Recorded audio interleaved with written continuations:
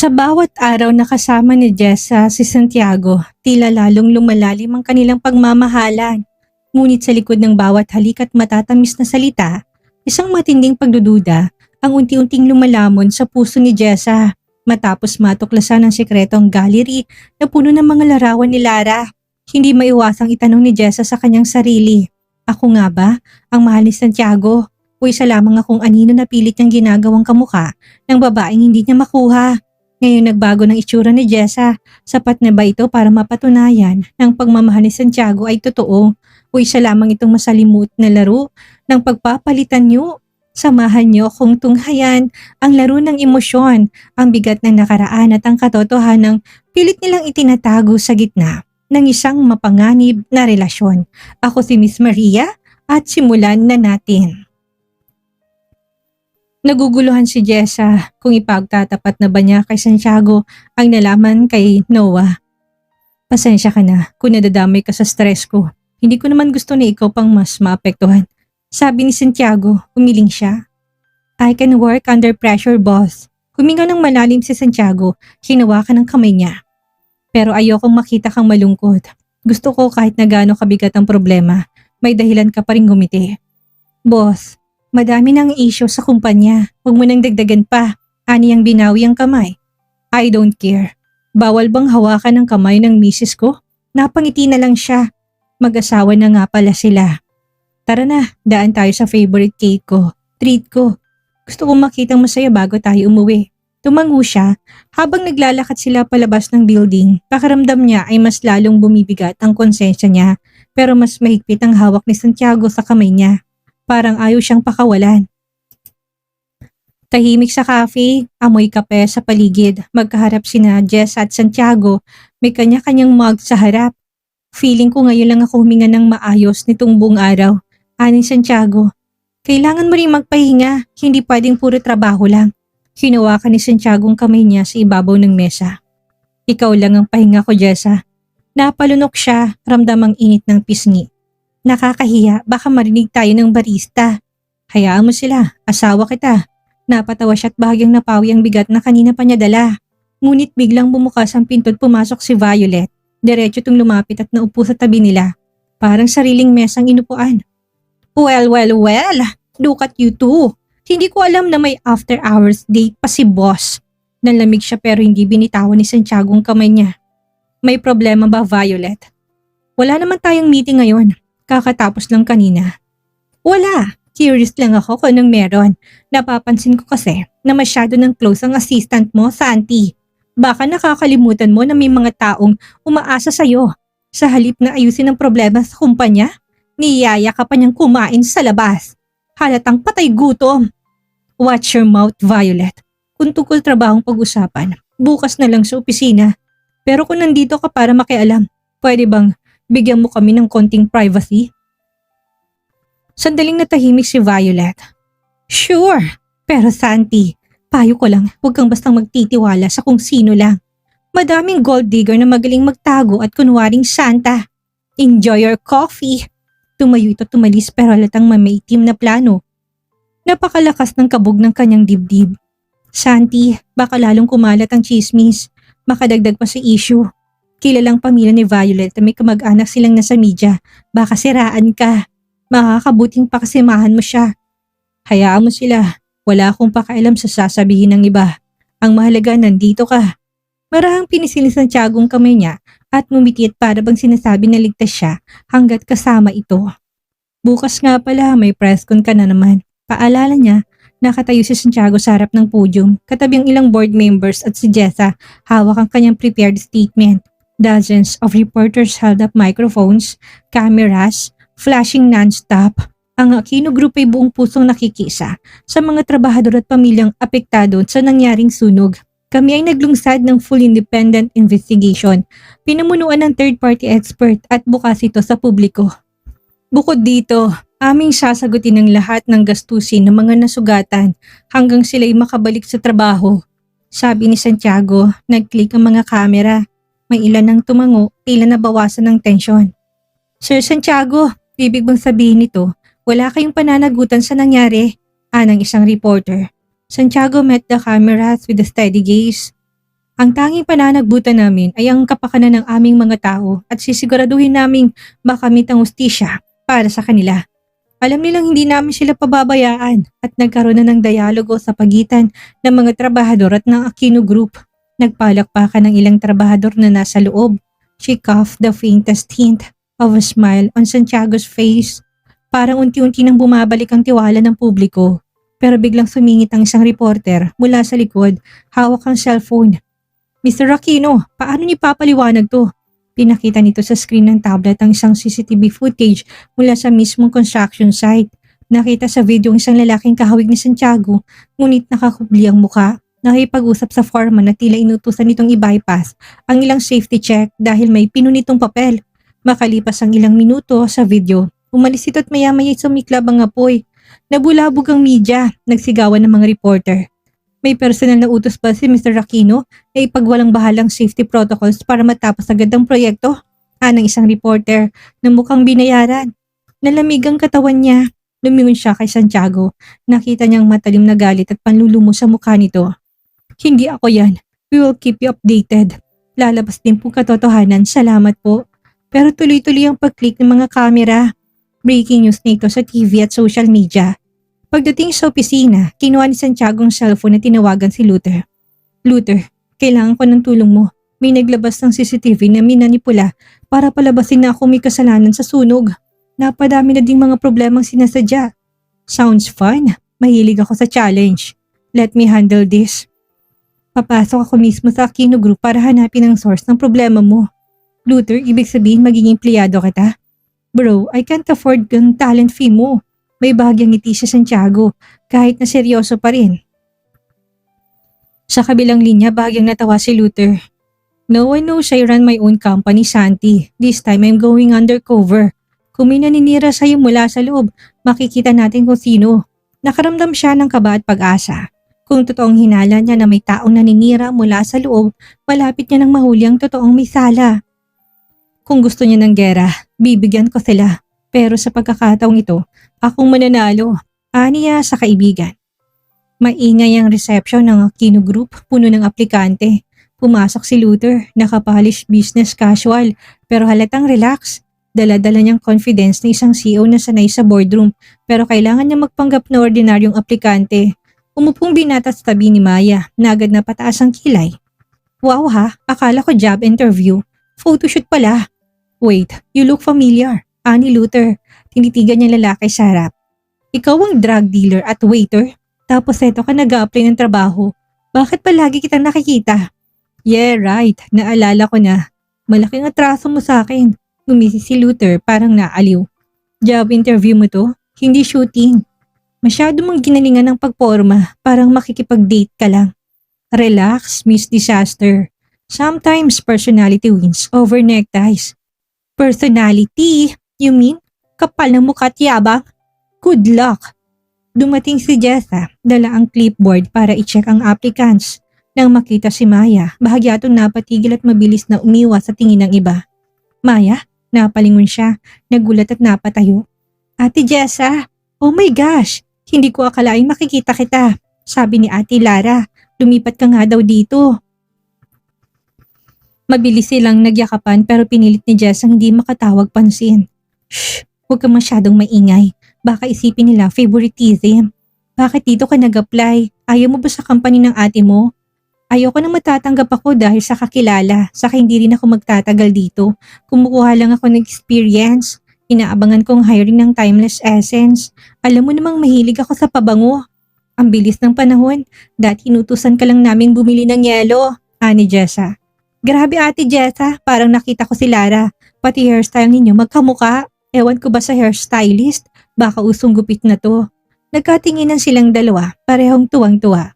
Si Luther naman nakikinig sa kanila habang nagpe-pretend na nagbabasa ng resume. Sa kabilang hallway, si Santiago nakatayo, hawak ang phone at palihim na minomonitor ang nangyayari at nagtamang paningin nila ni Luther.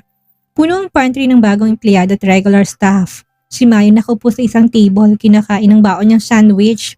Si Luther nakatayo sa tapat ng vending machine. Nagmamasidabang nagpe-pretend na pumipili ng inumin. Sa kabilang side ng pantry, dalawang babaeng taga-HR ang nag-uusap ng palihim. Be, totoo. May nakakita daw kay Jess at Sir Lexus sa rooftop. Matindi rin palang babaeng yun. Tinutuhog ang magkapatid. Tumikim si Maya, kaya natigil ang dalawang nagchichismisan. Luther sabli shift. Tapos kinuha ang juice sa machine, umupo to sa tabi ni Maya. Wow, sandwich lang?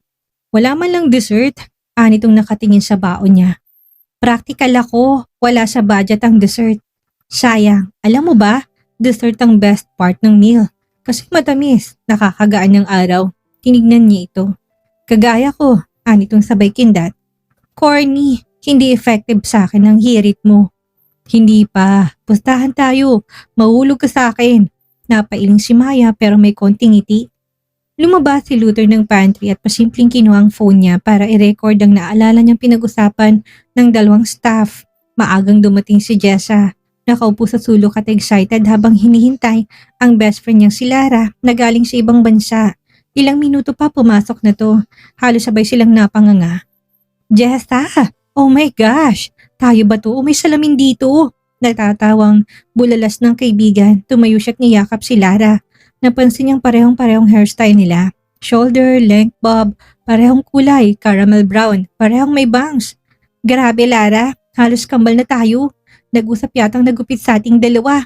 Ani ang natatawa pero may kurot sa dibdib sa isiping baka sinadya ni Santiago gayahin si Lara at buyahayin sa katauhan niya. Umupo sila at umorder ng kape. Habang nag-uusap, nakikinig si Jessa sa mga kwento ni Lara tungkol sa honeymoon nito sa ibang bansa. Habang nakangiti siya kay Lara, bumabalik sa isip niya mga titig ni Santiago. Ang pagpipilit itong ipasok siya sa buhay nito. Ang kasal nila. Ano ba to? Ginawa ba akong kapalit ni Lara? Panakip butas. Kaya ba siya biglang nagpakasal sa akin para hindi na tuluyang mawalang babaeng talagang gusto niya noon? Bulong niya sa sarili. Natigilan siya at napayuko. Uy, okay ka lang? Bigla ka na tahimik, ani Lara. Okay lang, siguro. Napagod lang sa work. Ang dami kasing ganap sa Aquino Group. Pero sa loob-loob niya, bumibigat ang dibdib niya. Hindi niya alam kung paano harapin ang idea na baka hindi siya ang totoong gusto ni Santiago. Baka siya ang second choice. Naalala niya kung gaano ka-obsess ito sa kaibigan noon. Tahimik ang buong bahay pagdating ni Jessa. Wala pa si Santiago, mukhang abala pa sa meeting. Inihagis niyang bag sa sofat na pagpa siyang umakyat na muna. Habang naglalakad sa hallway, napansin niyang bahagyang nakabukas ang isang pinto. Hindi niya ito madalas nakikita dahil laging sarado. Dahil sa kuryosidad, tinulak niya ng dahan-dahan ang pinto. Pagpasok niya, halos tumigil ang tibok ng puso niya. Sa loob ay puno ng larawan at painting ni Lara. May mga canvas na nakasabit sa dingding. May mga candid photo na naka-frame. May mga sketchbook na bukas sa mesa. Parang mini gallery. Lumingali nga siya. Dahan-dahang lumapit sa isang malaking painting. Si Lara na nakaupo sa isang hardin, nakangiti. Si Lara, nanginginig ang boses niya. Ramdam niyang pagigting ng dibdib. Ang bigat-bigat ng pakiramdam. Naupo siya sa isang silya sa tabi. Pinagmamasdan ng mga larawan. Hindi niya maiwasang lumuha. Ito bang dahilan kung bakit ako pinakasalan ni Santiago? Dahil hindi niya makuha si Lara at akong pinakamalapit na bagay sa kanya. Kaya ba akong pinipilit niyang manatili dahil ako lang ang kahalili ng babaeng mahal niya? Dinig niyang bumukas ang pinto sa hallway. Boses ni Yaya. Ma'am Jessa, mahigpit pong bili ni Sir Santiago. Bawal po kayo dyan sa kwartong yan. Mabilis niyang pinunasan ng luha at lumabas. Hindi ko sinasadyang pumasok. Huwag niyo na lang pong sabihin na pumasok ako sa kwartong to. Pagkapasok niya sa sariling kwarto, sumandal siya sa pinto, halos manghina sa natuklasan. Paano kung totoong iniisip niya? Paano kung pamalit lamang ang turing sa kanya ni Santiago? Mga tanong sa isip ni Jessa. Humiga siya sa kama. Hawak ang una na parang doon ibinusang sakit at lungkot. Kinuha niya ang cellphone sa bag. Ilang linggo na siyang hindi nakakapagbukas ng social media. Dahil sa dami ng problema sa kumpanya at sa bagong buhay niya. Pinindot niya ang app at pinunta ng account ng kaibigan. Bumungad ang mga post ni Lara at inisa-isa niyang tignan. Napatigil siya, napasinghap. Mga litrato ni Larang nakadress ng kulay pastel. Kaparehong eksaktong style ng suot niya kahapon. Sa isa pang post, bag na hawig sa hawak niya ngayon. Sa susunod na litrato, sapatos na halos pareho ng bagong bilhin ni Santiago para sa kanya. Habang nag-scroll, pabigat ng pabigat ang dibdib niya. Anong papal niya sa buhay ni Santiago? Siya bang naging pamalit sa babaeng kinababaliwan nito? Pansamantalang sagot sa sugat na iniwan ng unang pag-ibig. Hindi niya namalayang tumutulong ng luha sa pisngi niya. Mabilis niya itong pinunasan nang biglang bumukas ang pinto. Jessa, nakita nitong namumugtong mga mata niya. Agad na lumapit si Santiago at naupo sa tabi niya. May problema ba? Bakit parang umiiyak ka? Nag-aalalang tanong ni Santiago. Nagpupumilit siyang ngumiti. Tinago kaagad ang phone at tumalikod ng konti. Wala, napagod lang ako. Saka baka dahil kulang ako sa tulog. Huwag kang mag-alala. Sandaling pinagmasdan siya ni Santiago, parang hindi kumbinsido. Pero hinaplos na lang itong buhok niya at kinulong siya sa bisig nito. Jessa, ayoko nalulungkot ka. Sabihin mo lang sa akin kapag may kailangan ka. Aalagaan kita. Lagi, may problema ka ba sa pamilya mo? Humining siya at napapikit. Nakasiksik sa dibdib ng asawa. Ang sakit at tamis ng nararamdaman niya nagsasabay. Paano niya tatanungin kung minahal ba talaga siya nito o kung anino lang siya ng kaibigan niya?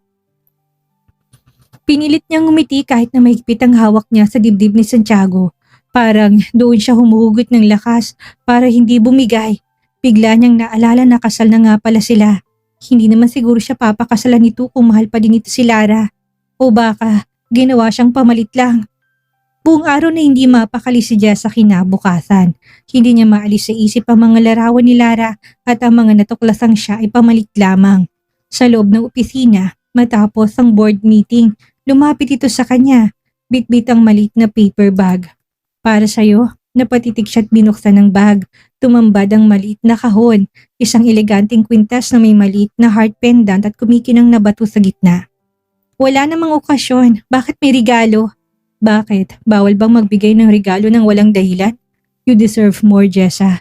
Gumapang ang init at kilig sa puso niya, ngunit may bigat pa rin sa likod ng isip niya. Santiago, sobra na to. Napakadami mo nang binigay sa akin. Saka lamang siya napalingon at napansing madami ng matang nakatingin sa kanila. Sinenyasan niya ito na umalis na. Nakaunawa naman at bumalik sa opisina. Bago mag-uwian, nagpaalam siya na may pupuntahan. May dadaanan lang ako saglit. Mauna ka nang umuwi. Nag-reply si Santiago agad. Okay, ingat ka. Sabihin mo lang kapag may kailangan ka. Pero hindi sa mall o cafe siya pumunta. Dumiretso siya sa salon. Nakaupo siya sa harap ng salamin habang nilalagyan ng dayang buhok niya. From chestnut brown to ash gray. Tapos pinaiksipan niya hanggang balikat. Habang pinapanood ang transformation niya, parang bumibigat ang dibdib niya. Kung ako talagang mahal niya, matatanggap niya ako kahit na mag-ibang itsura ko. Hindi ako si Lara. Hindi ko gustong maging anino ng kahit na sino. Aniya sa sarili. Matapos ang ilang oras, nakauwi na siya. Kinakabahan at sabik sa reaksyon ng asawa. Pagbukas ng pinto, bumungad si Santiago na may hawak pang basa ng wine. Napatitig ito, halos mabitawan ng hawak. Jessa. Nakangiti si Jessa. Pinilit niya na maging kalmado. Bagong look. So, ano sa tingin mo? Sandaling natahimik si Santiago bago lumapit. Mahigpit na niyakap siya nito at hinalikan sa noo. Maganda at bagay sa'yo. Kahit na anong kulay ng buhok ko na kahit na anong style, lahat bagay sa'yo. Pero I prefer long hair. Kaya pahabain mong buhok mo. Medyo humapdi ang dibdib niya. Parang mas gusto pa niyang paiksian lalong buhok. Inakbayan siya nito at niyaya sa loob. Nagulat pa siya dahil nakahain na ang dinner. Steak, pasta at red wine. Tahimik na nagsasalo sila sa hapag. Panay ang lagay ng pagkain ito sa plato niya. Matapos silang kumain, pinunasan ni Santiago ang labi gamit ang napkin. Tumingin sa kanya at ngumiti na mapanukso. May plano ako para sa atin ngayong gabi. Nagulat siya. Ha? Plano? Ano na naman yan? Hindi na siya sinagot ni Santiago. Hinawakan lang ang kamay niya at hinila palabas ng bahay. Dinala siya nito sa maliit na kubo sa hardin ng mansyon na papalibutan ng mga hanging lights at mabangong bulaklak. Doon sila dumiretso. Pagpasok nila may nakahandang banig, malalambot na unan at maliit na mesa na may 2 baso ng wine. Ikaw ba nag-setup nito? Buti may time ka pa. Gusto ko lang na may lugar na tayo. Malayo sa trabaho, malayo sa gulo. Tayo lang. Umupo sila sa banig, nakaharap sa hardin. Ang liwanag ng buwan ay bumabalot sa kanilang dalawa. Inabot ni Santiago ang kamay niya at pinisil ito. Alam mo Jessa, lahat ng stress at problema sa kumpanya, gumagaan kapag kasama kita. You calm me in ways I can't explain. Hindi siya nakasagot agad, nangingilid ang luha sa gilid ng mata niya pero ngumiti siya at sumandal sa balikat nito. Ganon din ako. Para bang kahit na gaano kagulo kapag nandito ka, safe ako. Santiago turned to her, slowly lifted her chin and kissed her lips softly. Gentle at first but growing deeper with every second. Nakakalunod ang halik nito. Niyakap niyang asawa at para bang natutunaw ang lahat ng takot niya sa init ng bisig nito. Mga kasummer, ramdam na ramdam natin ang sakit na nararamdaman ni Jessa, hindi ba? Ang masakit na katotohanan ay mas mahirap harapin kaysa sa isang kasinungalingan. Sa kabila ng mga matatamis na regalo at halik ni Santiago, nananatili ang tanong sa isip ni Jessa. Mahal ba niya talaga ako o gusto niya lang ng anino ng taong nakaraan niya? Nakakapanibagong ginawang pagbabago ni Jessa sa kanyang sarili. Minsan, sinusubukan nating magbago para magustuhan tayo ng iba. Pero nakakalimutan natin na ang tunay na pagmamahal ay dapat tumatanggap kung sino at ano talaga tayo. Ito ang aral natin sa episode na to. Huwag mong hayaang maging anino ka lang ng ibang tao para lang manatili sa buhay ng isang taong mahal mo. Ang tunay na worth mo ay hindi nasusukat sa kung gaano kakahawig ng nakaraan ng iba, kung hindi sa pagiging totoo mo sa iyong sarili. Kung hindi ka matanggap dahil sa pagiging ikaw, baka hindi ikaw ang mali, kung hindi ang taong pinipilit mong pasayahin. Sa tingin ninyo, magtatagumpay ba si Jessa na mahanap ang sarili niyang halaga? O tuluyan na siyang malulunod sa pagiging anino ni Lara? I-comment niyo ang inyong mga thoughts. Ako si Miss Maria. Hanggang sa susunod nating kabanata.